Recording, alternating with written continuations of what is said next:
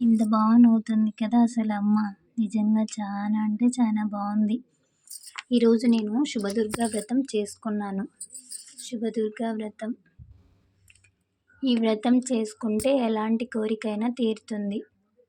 కోరిక తీరుతుందని కాదు కానీ, అమ్మకు ఈ వ్రతం అంటే చాలా ఇష్టము. చాలా అంటే చాలా సింపుల్‌గా ఉంటుంది. ఏం లేదు, అరటిపండ్లు, బెల్లం పరమాన్నం నైవేద్యంగా సమర్పించి 5 స్టోరీస్ ఉంటాయి. అవి చదువుకోవాలి.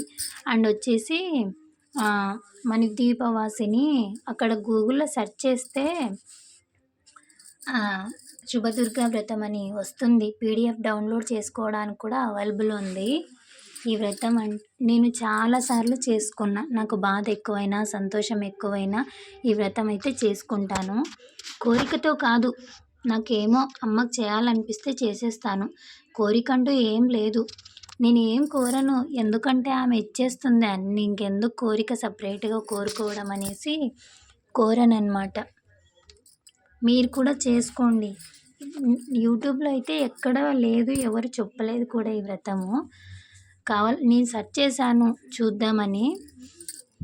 అక్కడ గూగుల్‌లో సెర్చ్ చేసి శ్రీ శుభదుర్గ వ్రతం అని 32 పేజెస్ ఉంటాయి. మీరు డౌన్లోడ్ చేసుకొని ప్రింట్ తీసుకొని కూడా చేసుకోవచ్చు అన్నమాట. చాలా అంటే చాలా బాగుంటుంది. ఈ వ్రతానికి ఏం లేదు, అమ్మవారి ఫోటో ఏదైనా పర్లేదు. అది లలితమ్మదైనా, కామాక్షమ్మదైనా, దుర్గమ్మదైనా, విజయవాడదైనా, ఏదైనా మీ ఇష్టం. ఏదైనా పెట్టుకోవచ్చు. ఎక్కడున్నా అమ్మే కదా.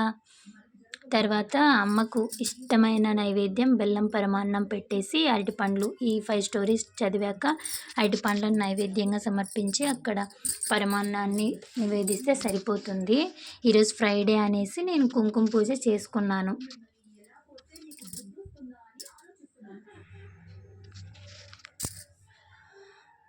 అమ్మవారు చాలా అంటే చాలా బాగుంది కదా. నవ్వుతుంది, ముసిముసి నవ్వులు. అక్కడ నవ్వుతుంది, ఇక్కడ విగ్రహంలో కూడా నవ్వుతుంది.